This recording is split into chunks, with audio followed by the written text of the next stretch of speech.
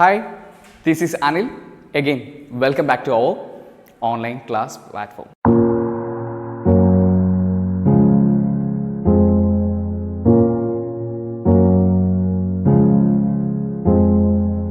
Hello everyone. On the last video, we had finished the lesson Blowing in the Wind and the textual activities.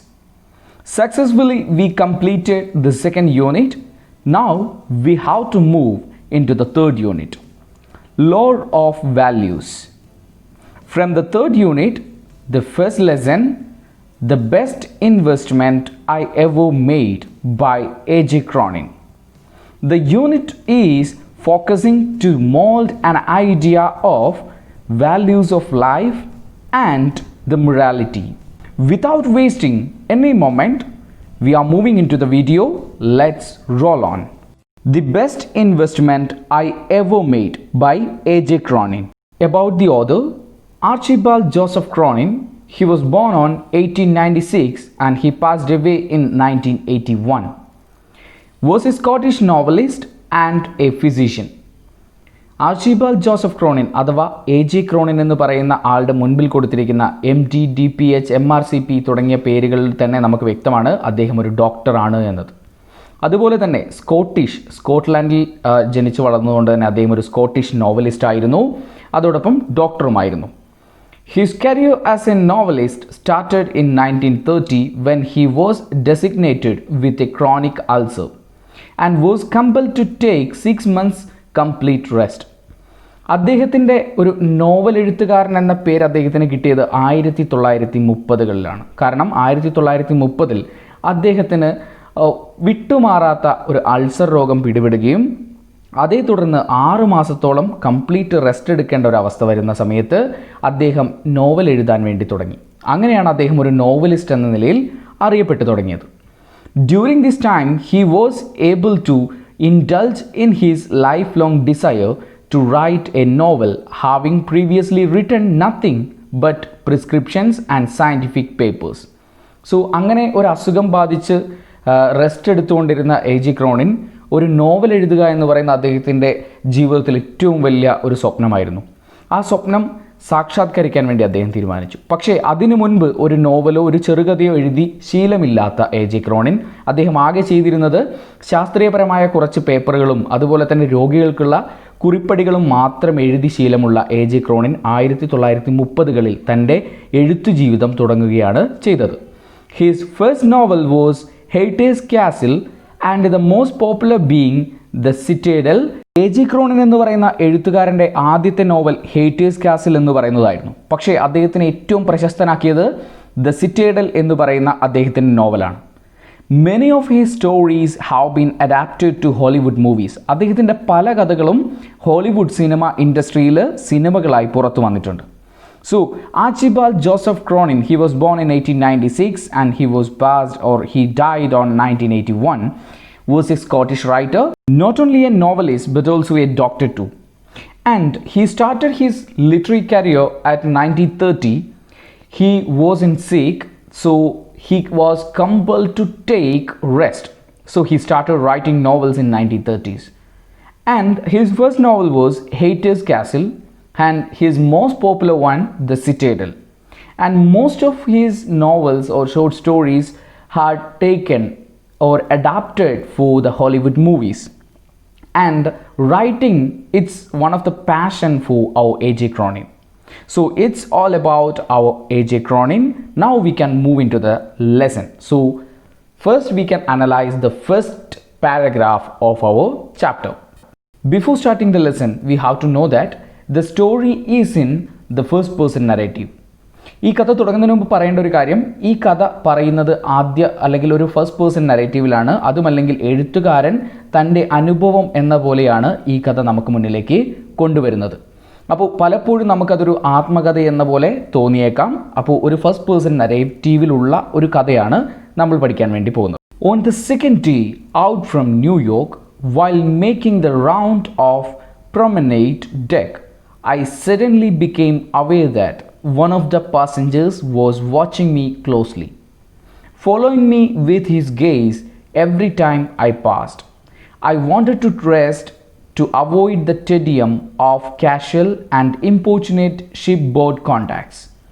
I gave no sign of having noticed the man. So ആദ്യത്തെ paragraph ഇങ്ങനെയാണ്. On the second day, രണ്ടാമത്തെ ദിവസം, out from ന്യൂയോർക്കിൽ നിന്ന് യാത്ര തുടങ്ങി രണ്ടാമത്തെ ദിവസം, while making the round of the promenade deck, കപ്പലിൻ്റെ മുകളിൽ തട്ടിലൂടെ വെറുതെ ഇങ്ങനെ ചുറ്റി നടന്നുകൊണ്ടിരിക്കുന്ന സമയത്ത്, I suddenly became aware that, പെട്ടെന്ന് ഞാൻ തിരിച്ചറിഞ്ഞു, one of the passengers was watching me closely, ആ കൂട്ടത്തിൽ യാത്ര ചെയ്യുന്ന ഒരു വ്യക്തി എന്നെ വളരെയേറെ ഒബ്സർവ് ചെയ്യുന്നുണ്ട്, നിരീക്ഷിക്കുന്നുണ്ട് എന്ന് ഞാൻ മനസ്സിലാക്കി. Following me with his guys every time I passed, ഞാൻ അതിലെ പാസ് ചെയ്ത് പോകുമ്പോൾ, ഞാൻ നടന്നു പോകുന്ന സമയങ്ങളിലൊക്കെ അയാൾ എന്നെ നിരീക്ഷിച്ചു കൊണ്ടിരിക്കുന്നുണ്ട്, അയാളുടെ നോട്ടം എന്നിൽ തന്നെയാണെന്ന് ഞാൻ മനസ്സിലാക്കി. I wanted to rest to avoid the tedium of casual and importunate shipboard contacts, ഞാൻ വളരെ ക്ഷീണിതനായിരുന്നു, അതുകൊണ്ട് തന്നെ എനിക്ക് ഒരു റെസ്റ്റ് ആവശ്യമായിരുന്നു. അതുകൊണ്ട് ആ ഒരു റെസ്റ്റ് ആവശ്യമായതിനാൽ തന്നെ അങ്ങനെയൊരു മുഷിപ്പുണ്ടാക്കുന്ന അല്ലെങ്കിൽ മടുപ്പുണ്ടാക്കുന്ന ഒരു കോണ്ടാക്റ്റും, ആ ഒരു കപ്പൽ യാത്രയിൽ ഒരു കോണ്ടാക്റ്റും ഉണ്ടാക്കാൻ എഴുത്തുകാരന് അല്ലെങ്കിൽ ഈ കഥ പറയുന്ന വ്യക്തിക്ക് താല്പര്യമുണ്ടായിരുന്നില്ല. I gave no sign of having noticed the man, അതുകൊണ്ട് തന്നെ അയാൾ എന്നെ ശ്രദ്ധിക്കുന്നുണ്ട് എന്നതിനെക്കുറിച്ച് ഞാൻ ബോധേഡായില്ല, അല്ലെങ്കിൽ അതിനെക്കുറിച്ച് ചിന്തിച്ചില്ല. അയാൾക്ക് ഞാൻ അത് മനസ്സിലാക്കി എന്നതിൻ്റെ ഒരു സിഗ്നലും കൊടുത്തതുമില്ല. The narrator was in a journey.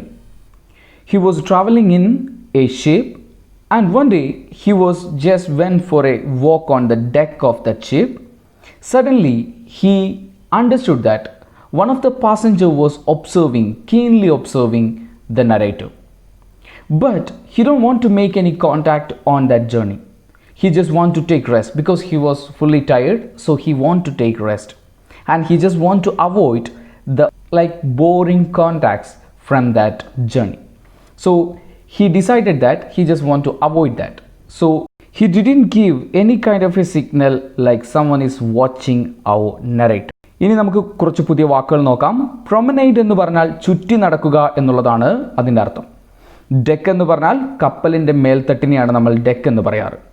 ടെഡിയം എന്ന വാക്കിൻ്റെ അർത്ഥം ക്ഷീണം അല്ലെങ്കിൽ മടുപ്പ് എന്നുള്ളതാണ്.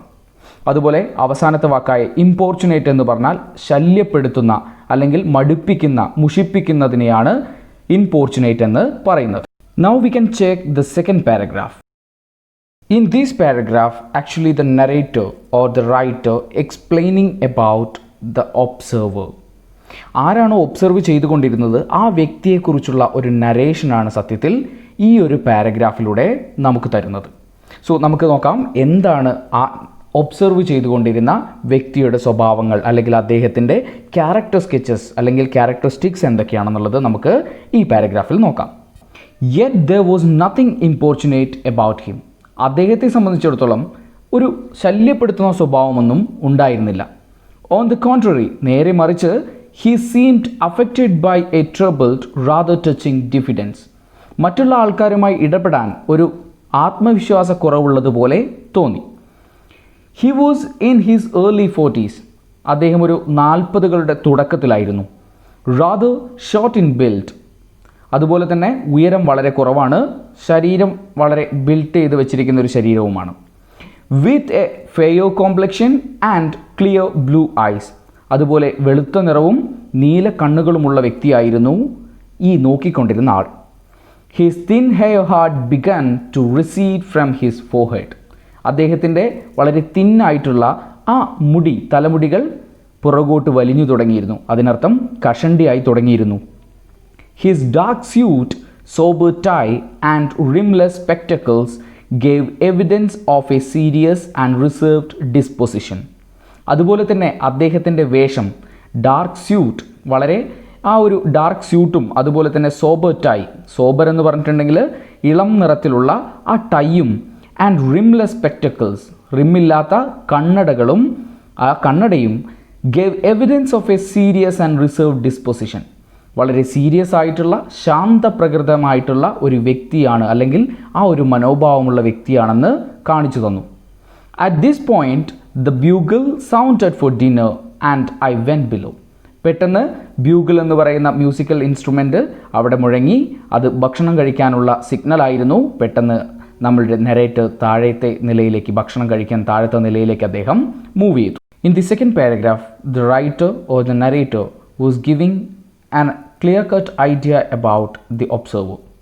So here the narrator was saying that the person, the observer, was in the middle or in the early 40s, and his body was in a short, and his hair was receding, and his dressing style that gives an idea about that person, like he was serious and reserved person. And the narrator found one more thing, that was the person have some kind of a lack of confidence, or he is some kind of a shyness, so he can't move in front and he couldn't make any good contact with any other people. So that kind of an observation had done the narrator about his observer. Then suddenly the bugle has made it a sound for the dinner, so everyone moved for the below for getting their food. ഈ ഒരു പാരഗ്രാഫിൽ diffidence എന്ന് പറയുന്ന ഒരു വാക്ക് പറയുന്നുണ്ട്. Diffidence എന്ന് പറഞ്ഞിട്ടുണ്ടെങ്കിൽ lack of confidence, അതുമല്ലെങ്കിൽ ആത്മവിശ്വാസമില്ലായ്മയാണ് diffidence എന്ന് പറയുന്നത്. ആൻഡ് റിസീഡ് എന്ന് പറഞ്ഞാൽ പിൻവാങ്ങുക, പിന്തിരിയുക എന്നതൊക്കെയാണ് അതിൻ്റെ അർത്ഥം. ആൻഡ് സോബർ എന്ന് പറഞ്ഞാൽ നിറം കുറഞ്ഞ, ഇളം നിറത്തിലുള്ളത്. അതുപോലെ ഡിസ്പൊസിഷൻ എന്ന് പറഞ്ഞാൽ മനോഭാവം എന്നുള്ളതാണ് അതിൻ്റെ അർത്ഥം. ബ്യൂഗിൾ എന്ന് പറഞ്ഞിട്ടുണ്ടെങ്കിൽ അതൊരു മ്യൂസിക്കൽ ഇൻസ്ട്രുമെൻ്റ് ആണ്. On the following forenoon, I again observed my fellow voyager watching me earnestly from his deck chair. അങ്ങനെ പിറ്റേ ദിവസം രാവിലെ, ഫോർനൂൺ എന്ന് പറഞ്ഞാൽ ആഫ്റ്റർനൂണിൻ്റെ ജസ്റ്റ് ഓപ്പോസിറ്റ് ആണ് ഫോർനൂൺ എന്ന് പറയുന്നത്, ആൻറ്റോണിമാണ്. രാവിലെ തന്നെ ഐ അഗെയിൻ ഒബ്സർവ്ഡ്, ഞാൻ വീണ്ടും ഒന്ന് ഒബ്സർവ് ചെയ്തു. My fellow Voyager watching me earnestly from his deck chair. എൻ്റെ കൂടെ യാത്ര ചെയ്യുന്ന സഹയാത്രികൻ എന്നെ വളരെയേറെ ശ്രദ്ധിക്കുന്നുണ്ട് എന്ന് ഞാൻ മനസ്സിലാക്കി. Now a lady was with him, obviously his wife. ഇപ്പോൾ അദ്ദേഹത്തിൻ്റെ കൂടെ ഒരു സ്ത്രീ കൂടിയുണ്ട്, തീർച്ചയായും അത് അയാളുടെ ഭാര്യയായിരിക്കും. The situation by this time had began to intrigue me. So ഈ ഒരു സിറ്റുവേഷൻ, ഇങ്ങനെ ഒബ്സർവ് ചെയ്തുകൊണ്ടിരുന്ന ആ ഒരു സാഹചര്യം സത്യത്തിൽ ഈ നരേറ്ററെ അല്ലെങ്കിൽ നമ്മുടെ എ.ജെ. ക്രോണിനും കുറച്ച് ആകാംക്ഷയൊക്കെ കൊടുത്തു. എന്തിനു വേണ്ടിയിട്ടാണ് തന്നെ ഇങ്ങനെ ഒബ്സർവ് ചെയ്യുന്നത്, അല്ലെങ്കിൽ അദ്ദേഹം ആരാണ്, എന്നെ ഒബ്സർവ് ചെയ്തുകൊണ്ടിരിക്കുന്ന വ്യക്തി ആരാണ് എന്നതിനെക്കുറിച്ചൊക്കെ ചെറിയൊരു എക്സൈറ്റിംഗ് അല്ലെങ്കിൽ കുറച്ച് ആകാംക്ഷ അദ്ദേഹത്തിന് കൊടുത്തു. I discovered from my steward that they were Mr. and Mrs. John S. from a small suburb of London. അങ്ങനെ എൻ്റെ കപ്പൽ യാത്രയിലെ സെർവൻറ്റിൽ നിന്ന് ഞാനൊരു കാര്യം മനസ്സിലാക്കി. അവർ Mr and Mrs John S ആണ് എന്ന് ഞാൻ മനസ്സിലാക്കി. അവർ വരുന്നത് ലണ്ടനിലെ ഒരു പ്രാന്തപ്രദേശത്തു നിന്നായിരുന്നു. When another day passed without event. അങ്ങനെ പ്രത്യേകിച്ചൊന്നും നടക്കാതെ അല്ലെങ്കിൽ പ്രത്യേകിച്ചൊരു സംഭവവികാസവും ഇല്ലാതെ മറ്റൊരു ദിവസവും കൂടി കടന്നുപോയി. I began to feel certain that mister S would remain too shy to carry out his obvious desire to approach me. അങ്ങനെ അദ്ദേഹം ഒരു കാര്യം മനസ്സിലാക്കി, അല്ലെങ്കിൽ എ.ജെ. ക്രോണിൻ അതുമല്ലെങ്കിൽ നരേറ്റർ ഒരു കാര്യം മനസ്സിലാക്കി. ഈ പറയുന്ന മിസ്റ്റർ എസിന് എന്തോ തരത്തിലുള്ള ഒരു ലജ്ജയുണ്ട്, അല്ലെങ്കിൽ ഒരു നാണം തോന്നുന്നുണ്ട്. അതുകൊണ്ടാണ് അവൻ ആ ഒരു ആത്മവിശ്വാസം ഇല്ലാത്തത് കൊണ്ടാണ് എ.ജെ. ക്രോണിൻ്റെ അടുത്തേക്ക്, നരേറ്ററിൻ്റെ അടുത്തേക്ക് അവൻ വരാത്തത് എന്ന് അദ്ദേഹത്തിന് തോന്നി. However on our final evening at sea. അങ്ങനെ ആ കപ്പൽ യാത്രയുടെ അവസാന ദിവസം Mrs S decided the matter. അങ്ങനെ ആ ഒരു പ്രശ്നത്തിന് പരിഹാരമുണ്ടാക്കാൻ മിസ്സിസ് എസ് തീരുമാനിച്ചു എന്ന് എനിക്ക് തോന്നി. With a firm pressure on his hand and whispered word in his year. അപ്പോൾ ആ സ്ത്രീ അല്ലെങ്കിൽ മിസ്റ്റർ എസിൻ്റെ ഭാര്യ അയാളുടെ കൈകളിൽ ബലമായി പിടിച്ചുകൊണ്ട് അയാളുടെ ചെവിയിൽ എന്തോ പറഞ്ഞുകൊണ്ട് she urged her husband towards me. അയാളെ കൂട്ടിക്കൊണ്ട് എൻ്റെ നേർക്ക് പെട്ടെന്ന് നടന്നെടുത്തു. As I passed along the deck. ആ സമയത്ത് എ.ജെ. ക്രോണിൻ അല്ലെങ്കിൽ നരേറ്റർ ആ ഒരു കപ്പൽ മേൽത്തട്ടിലൂടെ നടക്കുകയായിരുന്നു. ആ സമയത്ത് ഈ പറയുന്ന മിസ്റ്റർ എസും മിസ്സിസ് എസിൻ്റെ ആ ഒരു പ്രേരണ കൊണ്ട് അവൻ ആ മിസ്റ്റർ എസ് മിസ്സിസ് എസിൻ്റെ കൂടെ എ.ജെ. ക്രോണിൻ്റെ അടുത്തേക്ക് നടന്നു വന്നു. So the narrator started to observe the observer. So he found it something, the person have some kind of a lack of confidence. That's why he couldn't move in front and he couldn't make it a contact with A.J. Cronin or the narrator. Then he just asked to his servant about those people, then the servant had given some kind of an idea, like they are Mr. and Mrs. John S. from suburb of London. And one day they were like on the last day of that journey, Mrs. S decided to make it, the things happened. So she just took it some kind of a pressure. She just compelled Mr. S to come over and talk to our writer or A.J. Cronin. So they just started to walk towards our writer, and our writer was walking on that ship deck. So they came, Mr. S came along with his wife because of that pressure of his wife. ഈ പാരഗ്രാഫിൽ നമ്മൾ അറിഞ്ഞിരിക്കേണ്ട കുറച്ച് വാക്കുകളാണ് earnestly എന്ന് പറഞ്ഞാൽ seriously, ഗൗരവപരമായിട്ട്. അതുപോലെ carry out എന്ന് പറഞ്ഞിട്ടുണ്ടെങ്കിൽ ഇൻ പ്രാക്ടീസ് എന്നുള്ളതാണ് അതിൻ്റെ അർത്ഥം. അർജ്ഡ് എന്ന് പറഞ്ഞിട്ടുണ്ടെങ്കിൽ പെർസ്യൂ ചെയ്യുക അല്ലെങ്കിൽ പിന്തുടരുക എന്നുള്ളതാണ്. ഇൻട്രിഗ്യൂ എന്ന് പറഞ്ഞിട്ടുണ്ടെങ്കിൽ താല്പര്യം ജനിപ്പിക്കുന്ന, അതുമല്ലെങ്കിൽ ഒരു ക്യൂരിയോസിറ്റി എന്നുള്ളതാണ് അതിൻ്റെ അർത്ഥം. സബർബ് എന്ന് പറഞ്ഞാൽ പ്രാന്തപ്രദേശം എന്നുള്ളതാണ്. സോ ഇത്രയും വാക്കുകൾ കൂടി ഈ ഒരു പാരഗ്രാഫിൽ നമ്മൾ അറിഞ്ഞിരിക്കേണ്ടതാണ്. Dear students, I hope that you guys understood whatever the things we just explained in the last class, like in the period of time.